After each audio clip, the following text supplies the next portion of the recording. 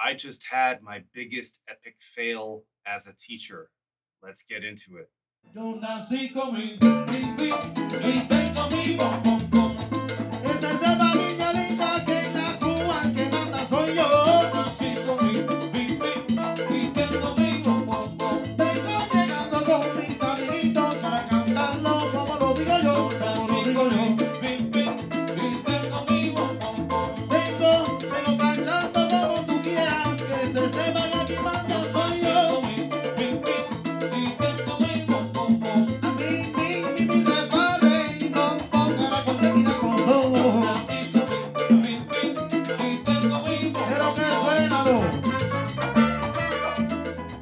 Hey everyone, David Rishpan here again with you on YouTube. Welcome back to the channel. Today I have some big announcements to make. And as I said in the intro, I want to talk about a very recent uh, kind of big failure I had as an educator and what I have learned since. And hopefully that can help you both as students and as fellow educators. If you enjoy the content on this channel, the videos on this channel, please click like and subscribe, all the little buttons below the video. Okay, let's get to the announcements. The first thing is thank you all so much for the amazing response to the Rig Tour video with Camille Gelinas of Belle et Bum. Camille is indeed the best, as many of the comments have said. That's why I wanted to tour her setup. It's a brilliantly put together setup, a really, really smart setup. And I'm glad that video has resonated with so many people. And I hope for there to be more videos like that featuring my friends, my colleagues here on this channel over the coming year. Second announcement is I just took a teaching position at a college. I know I had mentioned that I had been teaching at a college in a previous video, in my year-end wrap-up video, and I had been in their conservatory or community program, but now I can announce that I am part of the college faculty at Vincent d'Anzy Music School, l'École de Musique Vincent d'Anzy. What that means is the majority of my educational pedagogical life is now in French. And so if I slip into French in these videos, forgive me, but that's where my brain is at these days. So I have taken on the college jazz piano professor position at this school. I'm very proud to be part of the faculty. The faculty is made up of some of Montreal's finest musicians, people I have called colleagues in the performance space for many, many years, and I get to call them colleagues as fellow educators now.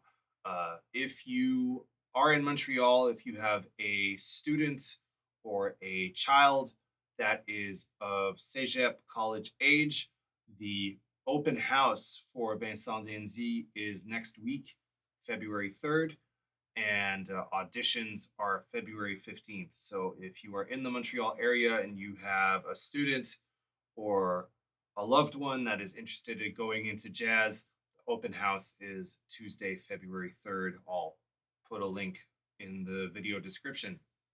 The next announcement I have is that I have been nominated for a Juno alongside the producer Gene Tellem. Jean has been a collaborator over the past couple of years, both under her own name and in the group En Stereo. And her track Phantom Vibrations, which features the singer Teddy Bryant, that came out on Love Injection Records last year. That track has been nominated for Underground Dance Single of the Year. I'm very proud to have played a bunch of keyboards on it. Very proud to be working with Gene. And it's kind of interesting and somewhat funny that my first Juno nomination, I think it's my first nomination, at least for something that I've had such a direct part to play in. It's kind of funny to me that the first nomination comes in the electronica and dance world and not in the worlds I'm most known for, which are jazz and global music or world music. So congratulations to Gene on the nomination, to Teddy, to Love Injection Records, and congratulations to all my friends who are nominated across various categories at the Junos. And finally, a couple of gig announcements. If you are in Montreal this week, this Friday, I will be playing at Upstairs Jazz Bar with the great Brazilian trumpeter João Linhares. It is his album release for the album The Last Minute. He has asked my band Trio Bruxo to be the rhythm section for this album launch. And we are joined, of course, by João and two of the rising stars of saxophone in town, Louis Plouffe from a band called Solarium on tenor and soprano saxophones, and Guillaume Carpentier on tenor saxophone. So it's a sextet at Upstairs Jazz Bar this Friday, celebrating João Linhares' album release. And then on Saturday, I will be back with La Murga Ensemble playing some classic New York salsa music at Balatu, also on Saint Laurent, and that's on Saturday night with La Murga. I'll cut in some clips from our rehearsal into this video. Y que baile mis amigos a la memoria del muerto. Y que baile la muchacha a la memoria del muerto. Barrio rico, rico valle a la memoria del muerto. Y que baile mis hermanos a la memoria del muerto. Piper, pimienta y truco a la memoria del muerto. So, what was this epic fail that I made as a teacher? Well, I had a student quit recently, and no teacher wants their students to quit. And especially for me, my students are mostly adults, and they're adults who want to study non classical music, jazz, or other kinds of music, pop music, because they quit as kids, they quit as children, and they have kind of not so great experiences with classical music or classical piano. Either they got bored or they didn't like their teacher or whatever it is. And so I'm particularly sensitive to that experience, and I want to rekindle their love for music and for the piano. That's how I see my job and my mandate. But sometimes the best way to get a student out of their plateau or out of their roadblock is to make them a little bit angry. At least that was the calculated risk I made with this student. So he is a very analytical type of person, and we had spent 4 months working on one tune, and he had told me at the outset of the lessons that his goal was to be able to improvise. He wanted to learn how to improvise. And for me, if your goal is to be able to improvise, there's either a certain amount of knowledge that just needs to be assimilated so that you can be free in your playing, or you just need to be free and loose in your playing from the outset. And I personally was finding that his penchant for analysis was kind of getting in his way because he was actively thinking about a lot of information at once, and it was preventing him from having this kind of fluidity and looseness to his playing. And so I wanted to scale back how much harmonic knowledge was at the forefront of his consciousness and get him to just refocus on the melody.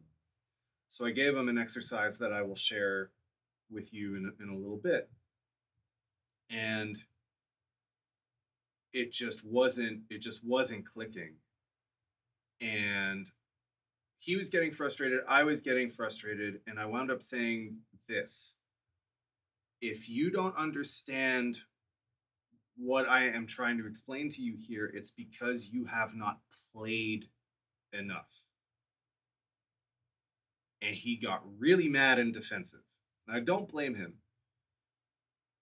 He took what I said, you haven't played enough, as you haven't practiced enough, that you haven't spent enough time on the instrument, that you haven't spent enough time with this song.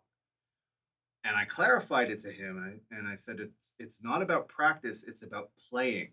It's about having the youthfulness and openness of spirit to play with the material, to look at the material from all the angles, not just from the way you analyzed it, not just the way you have been taught either by me or your previous teachers to analyze it, and to not consciously analyze it at all, but just play and let your ears and your hands and the immediacy, the visceral nature, the physical, visceral nature of music, let that guide you and fall on your face, make the mistake, and then learn from the mistakes instead of analyzing everything within an inch of its life and being scared, being preventatively scared to make a mistake.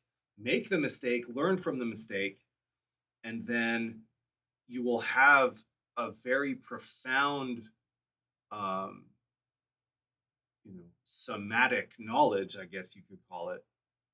It'll be in your body. Like you'll know on a visceral, fundamental level what worked and what didn't. That's what I mean by play. Um, I go back to this quote from the Brazilian percussionist Ayrton Moreira: if you are thinking, you are not playing. And that's what I meant when I said you have not played enough. And unfortunately, the risk that I took in hoping to shake this student out of the plateau he was on, out of the roadblock he was facing, it didn't work, and he unfortunately decided to quit lessons, which I think is a shame. And hopefully, he will, in his own time, you know, understand uh, the real meaning of that phrase that I was trying to say. And when I was a student, and I'm still a student, but sometimes um, it takes a long time for something a teacher says to you to kind of sink in, and to have that epiphany, that realization of, oh, that's what they meant. Oh, I understand how this applies now. I see what they were getting at. I've definitely gotten defensive in lessons. I've been less than immediately receptive to critique and criticism. I think that's kind of normal. I definitely don't want to be rude or mean as an instructor. Like, I don't like the drill sergeant whiplash model of education. I don't think it's useful. I don't think it's helpful.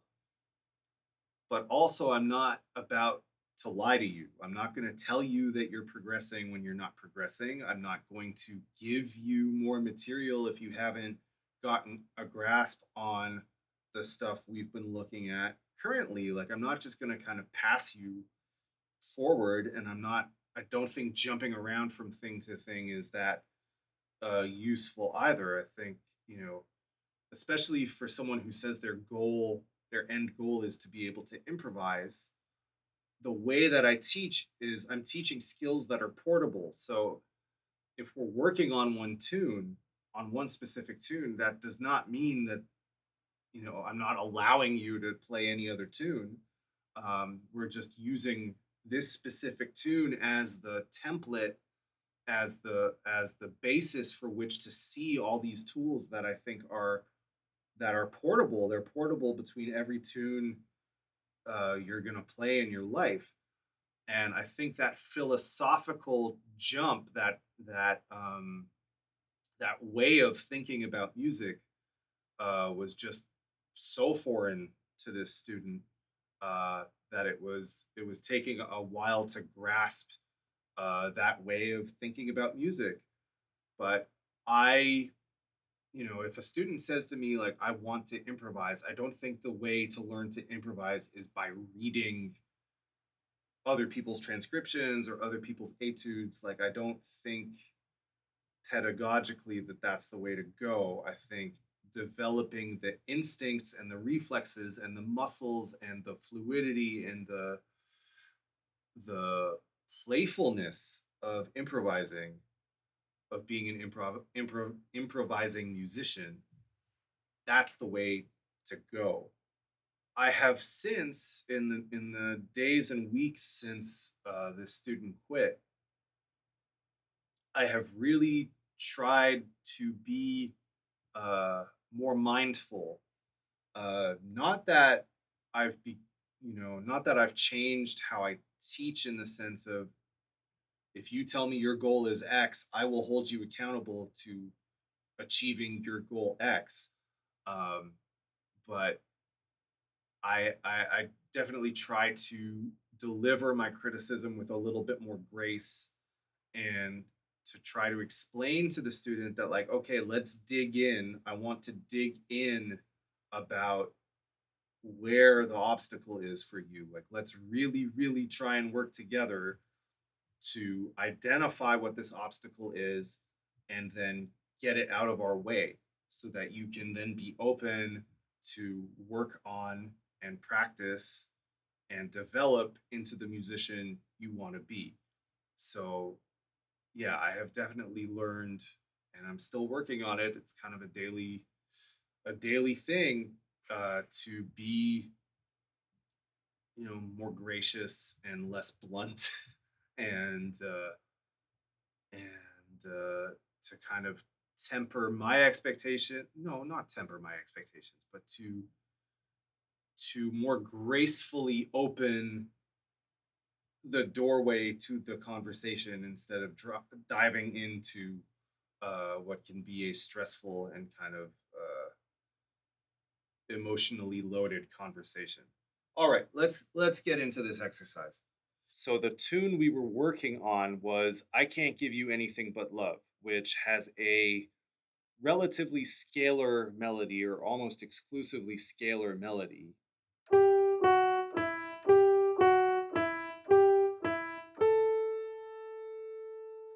with a chromatic flourish in the fourth bar.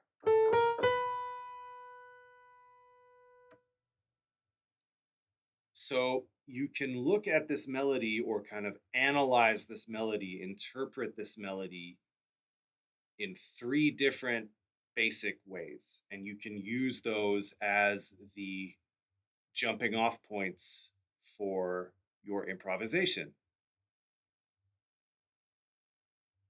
The first way is to take the literal notes, so G, F sharp, E. So I'm just using the first motif of this melody,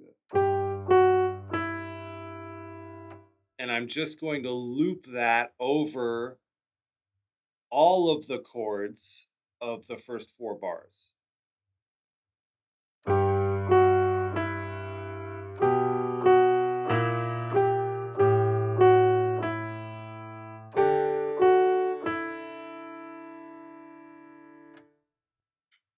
And understanding that the intervallic relationships, even though I'm not changing the notes of the melody, the intervallic relationships change because the bass is changing.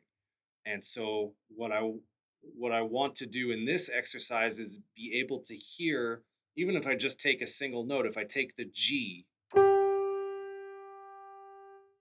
to hear the different colors or the different roles G plays over each of these bass notes.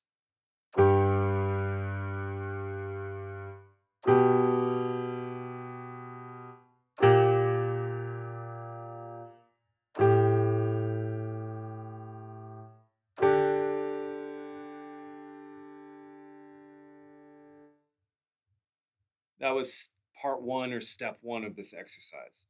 The next part was to take that motif, 876,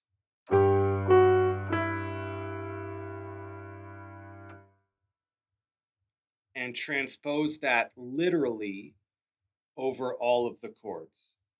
So we would be playing 8 or 1, the root note, go down to the 7th, and then go down to the 6th of each of the chords in the progression of the tune.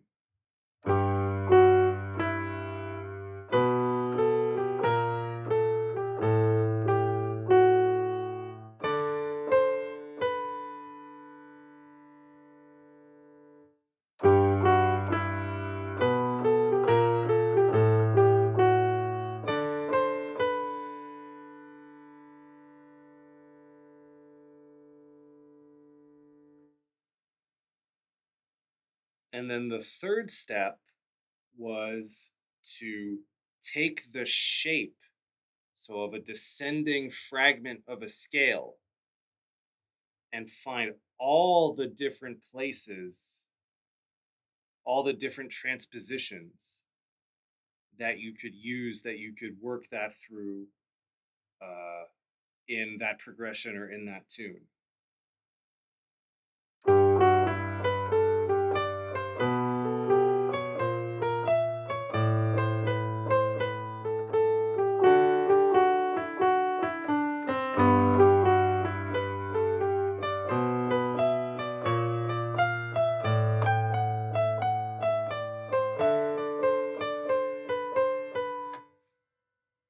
Etc., etc., etc. And you could do the same thing to the chromatic, the little chromatic walk up. So on the D7 in the melody, it walks up chromatically from 5 to 6.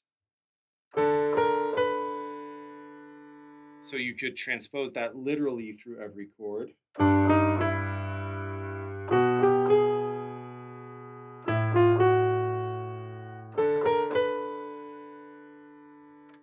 I skipped the B flat diminished just for clarity's sake. So I'm going G major, B minor, A minor, D7. And I'm just going to walk 5, sharp 5, 6 of all of those chords.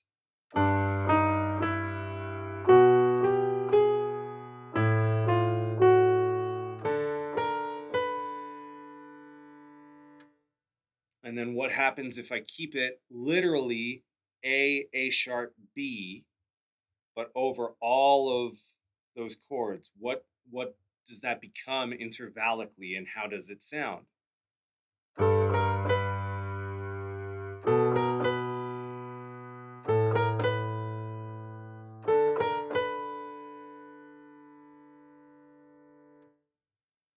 And then I can transpose it freely through all of the chords. So it may not be 5 sharp 5 6. It might be another set of intervals, but it's still the same movement of 3 semitones going up.